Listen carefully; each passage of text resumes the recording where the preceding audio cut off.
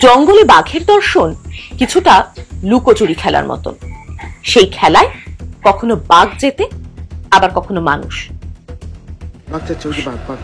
এই খেলা জেতার আশায় আমরা পৌঁছেছিলাম জঙ্গলে, কিন্তু জঙ্গলে যে এতগুলো বাঘ দেখা দেবে তা আমরা কখনো ভাবিনি। তবে আসল খেলা তো এখনো বাকি। জঙ্গলের রানী নিজেকে এভাবে আমাদের সামনে হাজির করবে তা আমাদের ধারণাতেও ছিল না।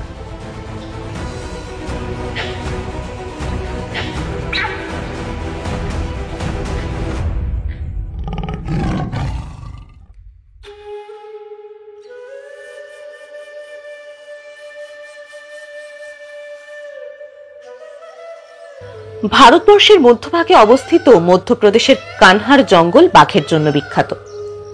স্বল্প উচ্চ পাহাড়, ঘন শালের জঙ্গল, তৃণভূমি জীববৈচিত্র্যের জন্য আদর্শ। আর এই জঙ্গলেই রাজত্ব করে জঙ্গলের রাজা, দ্য রয়্যাল বেঙ্গল টাইগার। প্রতিটি জঙ্গলই কোর জোন ও বাফার জোন এই দুটো ভাগে বিভক্ত।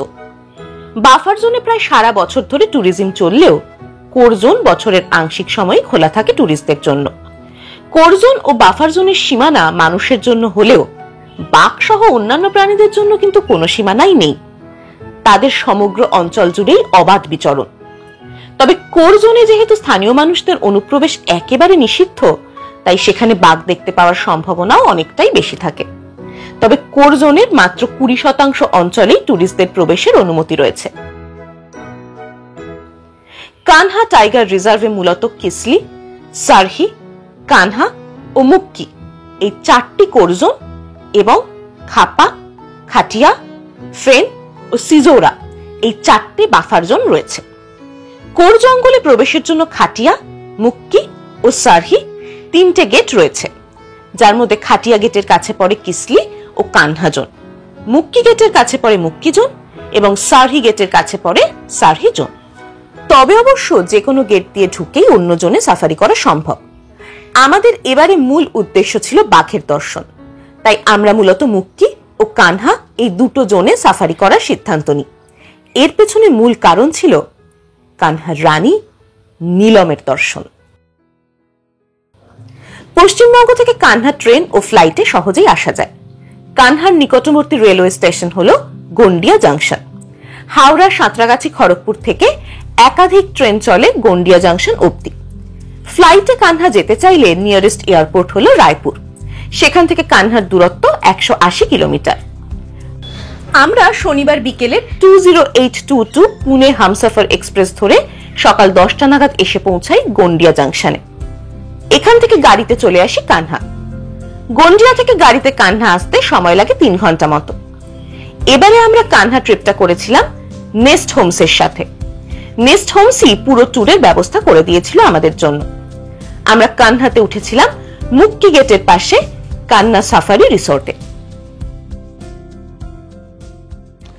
আমরা এসেছি কানহা টাইগার রিজার্ভ ঘুরে দেখতে এবং আমরা রয়েছি মধ্যপ্রদেশ ট্যুরিজমের কান্না সাফারি রিসোর্ট মুক্কিতে। তবে রুমগুলো বেশ সুন্দর। আমরা রয়েছি রিভার ফেসিং রুমে। এখানে বিভিন্ন ধরনের রুম রয়েছে, সেই অনুযায়ী তাদের ট্যারিফও আলাদা আলাদা।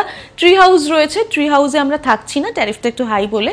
তো আমরা যে রুমটায় রয়েছি এটা হচ্ছে river facing room, AC room অবশ্যই, সেটা আর বলার অপেক্ষা রাখে না। কি বিশাল বড় এই রুমটা। রুমের সব থেকে যেটা আমার নজর কেড়েছে সেটা হচ্ছে এই যে বালিশের কভার আর বেড কভারটা দেখুন, পুরো বাঘের প প্রিন্টেড।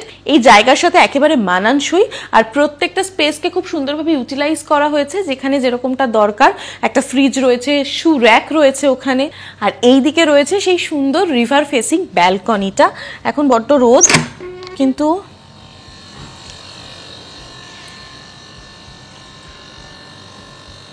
মনে মনে ভাবছি যে যদি এই রিভার, এই নদী বয়ে যাচ্ছে আর এর ধারে দুটো হরিণ জল খেতে আসে, তাহলে কি সুন্দর মনোরম দৃশ্যটা হবে ভাবুন।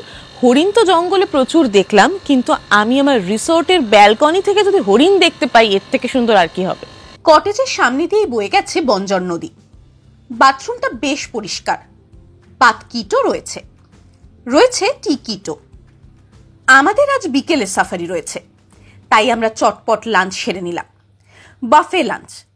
লাঞ্চে ছিল বুন্দি রায়তা, পালং পনির, মিক্স ভেজ, ডাল, 2 রকমের রাইস, ফিশ কারি। আমরা লাঞ্চ সেরেই সাফারির উদ্দেশ্যে বেরিয়ে পড়লাম। আজ আমাদের সাফারি মুক্কি গেটে। এটা আমাদের প্রথম সাফারি কানহাতে, তাই ঠিক করলাম জঙ্গলটাকে আগে ভালোভাবে বুঝে নেব। সেই মতো মুক্কির এক একটা সেক্টর ঘুরে দেখতে লাগলাম। আমরা এখন যে অঞ্চলটা দিয়ে যাচ্ছি এটা ডিজে নামক বাঘিনীর এরিয়া। ডিজের জন্ম 2012 সালে, টাইগার কোড T27। চলতে চলতে ইন্ডিয়ান গৌড়ের একটা গ্রুপ দেখতে পেলাম। নিজের মনের সুখে খেয়ে বেড়াচ্ছে তারা।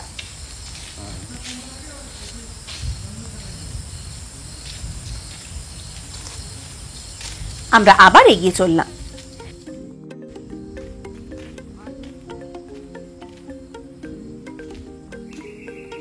চলতে চলতে গাইড গাছের উপর একটা ক্রেস্টেড সার্পেন্ট ঈগল দেখালেন, যে গাছ থেকে শিকার ধরতে মাঠে নামলো।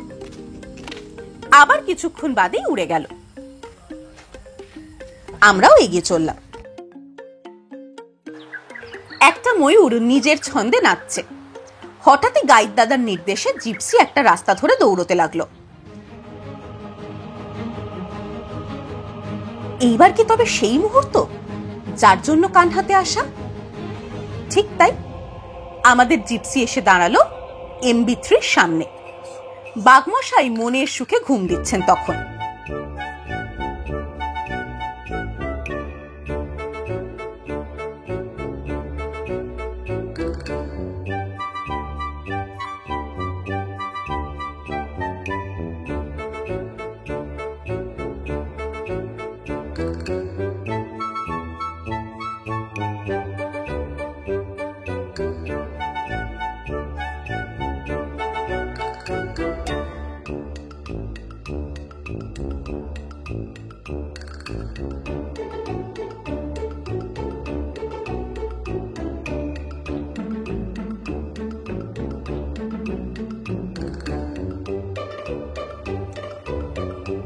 আমরা এতক্ষণ যাকে দেখলাম তার নাম MB3 ফিমেল, জন্ম 2016 সালে, টাইগার কোড T106।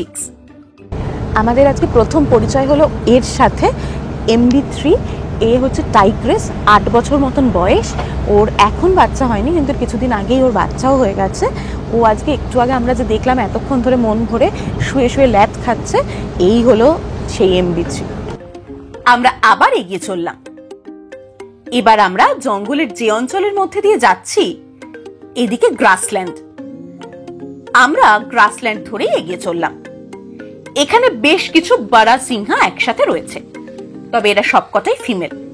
এদের শিংয়ের বিস্তৃতির জন্য এদের বারা সিংহা বলা হয়। মধ্যপ্রদেশের কানহার জঙ্গলে মূলত এদের দেখতে পাওয়া যায়।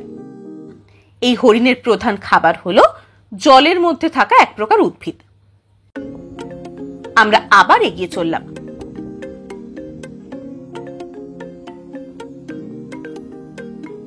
কিছুটা এগোনোর পরেই দেখা মিলল ইন্ডিয়ান ভালচারের।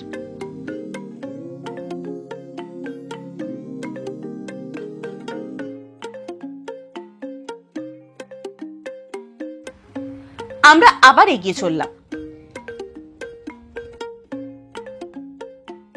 একটা জায়গায় এসে গাইড দাদা দাঁড়াতে বললেন।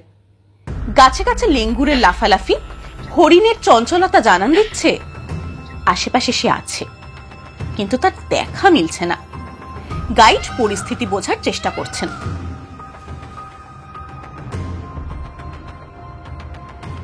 এবার তিনি এলেন। ডিজের ছানা তিনি, তবে এখনো তিনি যুবরাজ এবং বয়স সবে বছর 2। এখনো নামকরণ হয়নি। এখনই নিজের সাম্রাজ্য বিস্তারের কৌশল অনুশীলন করছেন। তিনি কিছুক্ষণের জন্য দর্শন দিয়ে আবার স্বমহিমায় জঙ্গলে প্রবেশ করলেন। বিকেলে জঙ্গল সাফারির সময়টা কম, তাই আমরা ফেরার পথ ধরলাম। তবে কানহার জঙ্গল আমাদের মুগ্ধ করেছে তার রূপে ও জীব বৈচিত্র্যে। সাফারি আজকের মতন শেষ। অনলাইনে যদি আগে থেকে প্ল্যান করে আপনারা সাফারিটা বুক করে আসেন তাদের জন্য এই সাফারি চার্জটা 3,000 টাকা, আর তার সাথে গাড়ির চার্জ 3,000 টাকা, মানে 6,000 টাকা। এছাড়া গাইডের জন্য 500 এবং 600 দুরকম চার্জ রয়েছে। মানে যে গাইডরা পরীক্ষা দিয়ে পাশ করে গেছেন তাদের চার্জটা 600 টাকা এবং বাকি গাইডদের 500 টাকা চার্জ। তো এই হচ্ছে চার্জ। কিন্তু যদি শেষ মুহূর্তে আসেন তখন তো আর নর্মাল টিকিট পাওয়া যায় না, ভিআইপি টিকিট, তৎকাল টিকিট যাই বলুন না কেন সেটা কাটতে হয়। স্বভাবতই যার চার্জ বেড়ে যায় 9,000 টাকা মতন লাগে। আর আমাদের প্রচুর বাংলাদেশি বন্ধুরা ফলো করেন এবং বাইরে থেকেও আরও অনেকে দেখেন, তো তাদের জন্য বলার কথা যে ফরেনারদের ক্ষেত্রে কিন্তু এই চার্জটা স্বভাবতই বেশি, সেটা আর বলার অপেক্ষা রাখেন। আজকে আরও বেশি ভালো লাগলো কারণ আজকে আমাদের মন ভরে গেছে। প্রথমে তো আমরা MB3-কে দেখলাম যে কিনা শুয়ে শুয়ে ল্যাদ খাচ্ছিল, তারপরে আমরা ডিজের ছানাকে দেখলাম, মেল কাব যে কিনা বেশ সুন্দর রোড শো দিল। এইসব দেখে মনটা ভালো হয়ে গেল। আমরা এখন ফিরে এসেছি পার্কিং জোনে। পার্কিংয়ে 50 টাকা করে পার্কিং চার্জ দিতে হয়। তো আমাদের কাজ মোটামুটি এখানের কমপ্লিট। এবার আমরা রিসোর্টে যাব। আমরা রিসোর্টে ফিরে জমিয়ে আড্ডা দিতে দিতেই ডিনারের ডাক পড়ল। বাফে ডিনার। ডিনারে ছিল সাদা ভাত, পোলাও, ডাল, মিক্সড ভেজ, বেগুন ভর্তা, চিকেন, রায়তা, মিষ্টি এবং পাঁপড়। ডিনার করে শুয়ে পড়লাম। আগামীকাল যাব জঙ্গলের রানী নিলামের এরিয়াতে।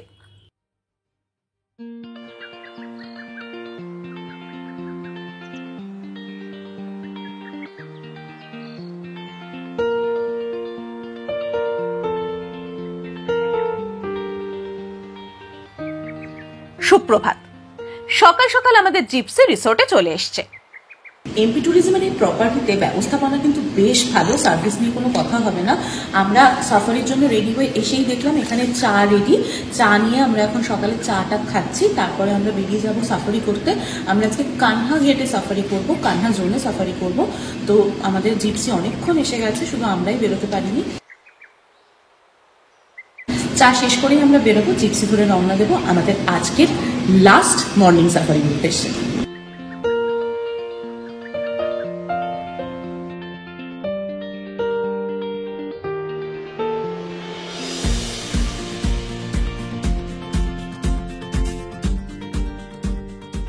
আমরা মুক্কি গেটে চলে এলাম। এখানে সুভেনিয়ার শপ, ওয়াশরুম রয়েছে, একটা ছোট্ট ক্যান্টিনও রয়েছে এখানে। আমরা এবার জঙ্গলে প্রবেশ করছি। আমরা আজ যাব কানহা জোনে, তবে আমরা মুক্কি গেট দিয়েই কানহা যাচ্ছি।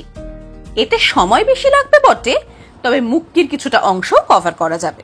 আজ আমরা গাইড হিসাবে পেয়েছি শ্বেতা দিদিকে। আমি শ্বেতা, কানহার জঙ্গলে আপনাদের স্বাগত জানাই। আমি জঙ্গলে প্রায় 7 বছর ধরে কাজ করছি। এই জঙ্গলকে আমি খুব কাছ থেকে দেখেছি। আমি 2018 সাল থেকে এখানে গাইডের কাজ করছি।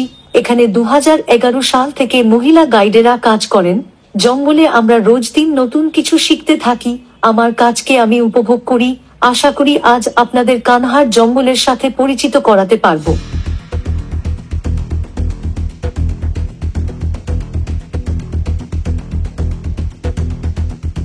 কিছুটা যাওয়ার পর সাম্বার ডিয়ারের স্ট্রং কল শুনে দিদি গাড়ি দাঁড় করালেন। আমরাও সচেতন দৃষ্টিতে এদিক ওদিক দেখতে লাগলাম, কিন্তু অনেকক্ষণ দাঁড়িয়ে থাকার পরও কারুর দেখা মিলল না। কলটাও বন্ধ হয়ে গেল। তাই আমরা আবার এগিয়ে চললাম। আমরা ফাইনালি মুক্কি থেকে কানহা জোনে প্রবেশ করেছি। বাঁদিকের রাস্তাটা চলে গেছে খিসলির দিকে। কানহা জোনে প্রবেশ করতেই আবার কল। এবার গাছে লেঙ্গুরেরা কল দিচ্ছে।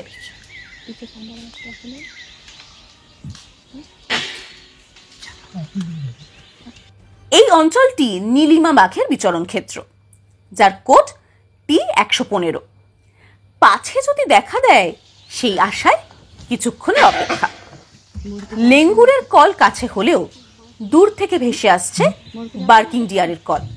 তাই গাইড দিদির পরামর্শ মতো একটু পিছিয়ে গিয়ে নজরদারি শুরু হলো।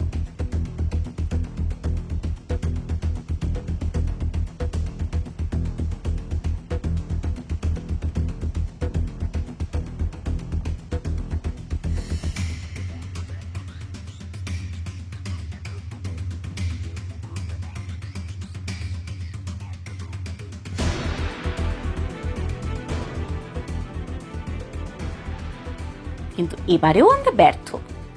বাঘের দেখা মিলল না। তাই আবার এগিয়ে চললাম।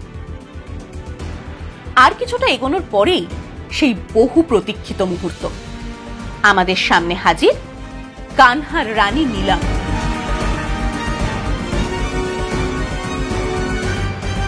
তবে এক ঝলক দেখা দিয়েই সে মিলিয়ে গেল জঙ্গলে। আমরা পরিতৃপ্ত মনে ব্রেকফাস্ট পয়েন্টের দিকে এগিয়ে চললাম। কিন্তু তখনও কি জানতাম এরপরে ঠিক কি অপেক্ষা করছে আমাদের জন্য? কানহা ন্যাশনাল পার্ক আমাদের কিন্তু মোটেই হতাশ করেনি। কালকে মুক্কি গেটে আমাদের দুটো সাফারি ছিল, আর আজকে সকালে আমরা এসেছি কানহা জোনে সাফারি করতে। সেই মুক্কি গেট দিয়েই আমরা ঢুকেছি। আর আমরা যে জায়গাটায় রয়েছি এখন, এইখানটা হচ্ছে রিফ্রেশমেন্ট সেন্টার। আর এইখানে এই যে গেটটা দেখতে পাচ্ছেন, এটা পুরো হরিণের যে শিং খসে পড়ে আবার নতুন করে শিংটা গজায়, সেই খসে পড়া শিং দিয়ে পুরো ব্যাপারটা বানানো। যেহেতু সকাল সকাল সাফারি ছিল এবং আমরা অনেক আগে হোটেল থেকে বেরিয়ে, সেজন্য হোটেল থেকে খুব সুন্দর সাজিয়ে গুছিয়ে ব্রেকফাস্ট প্যাক করে দিয়েছে আমাদের। এবং ব্রেড বাটার রয়েছে, স্যান্ডউইচ রয়েছে, পরোটা রয়েছে, ডিম সেদ্ধ, সমস্ত কিছুই দিয়েছেন ওনারা। আর আমরা সেই পিকনিক মোডে সবাই মিলে খেতে বসে গেছি। এখানে একটা সুভিনিয়ার শপ রয়েছে। এছাড়া রয়েছে একটা মিউজিয়াম। মিউজিয়ামের মধ্যে কানহার জঙ্গলের বিভিন্ন তথ্য তুলে ধরা হয়েছে। এখানে একটি অ্যাম্ফি থিয়েটারও রয়েছে। বেলা বাড়ছে, এবার ফিরতে হবে, তাই আমরা ফেরার পথ ধরলাম। কিছুটা এগোতেই দেখলাম জঙ্গলে 4টে হাতি হেঁটে চলেছে। ভালো করে দেখে বুঝলাম হাতিগুলো নীলামকে নজরদারি করছে। আসলে সজারুর সাথে যুদ্ধে নীলামের গলায় সজারুর একটা কাঁটা আটকে গেছে, তাই আহত নীলামকে পর্যবেক্ষণ করা হচ্ছে। বন দফতরের গাড়িতে ডাক্তারবাবু এসেছেন দেখার জন্য।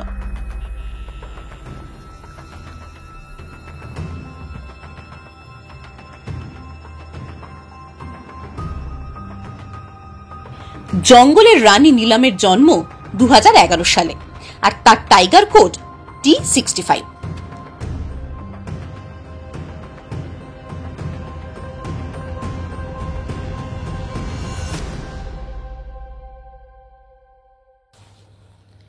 আমরা এবার অনেকক্ষণ ধরে নীলামকে দেখতে পেলাম, কিন্তু সময় যে আর নেই, এবার ফিরতে হবে। তাই দ্রুত মুক্কি গেটের দিকে এগিয়ে চললাম। মুক্কি জোনে ঢুকে একটু এগোতেই দেখা মিলল একটা স্লথ বিয়ারের। কথায় বলে, যার শেষ ভালো তার সব ভালো। কানহার জঙ্গল আমাদের মুগ্ধ করলো তার রূপ ও জীব বৈচিত্র্যে। আমাদের এই ভিডিওটা ভালো লাগলে প্লিজ লাইক এবং কমেন্ট করবেন। আর আপনাদের চেনা জানা সকলের সাথে এই ভিডিওটা অনেক অনেক শেয়ার করবেন। আর যারা আমাদের চ্যানেলটা এখনো সাবস্ক্রাইব করেননি, অবশ্যই সাবস্ক্রাইব করে বেল আইকনে ক্লিক করে দেবেন সমস্ত নোটিফিকেশন সবার আগে পাওয়ার জন্য। সঙ্গে থাকুন, দেখতে থাকুন ট্যুর প্ল্যানার ব্লগ। এবার কানহাকে বিদায় জানানোর পালা। আমরা গাড়িতে রায়পুর এসে সেখান থেকে ফ্লাইট নিয়ে চললাম কলকাতার উদ্দেশ্যে। আপনাদের সাথে দেখা হবে আগামী পর্বে নতুন ভিডিওতে।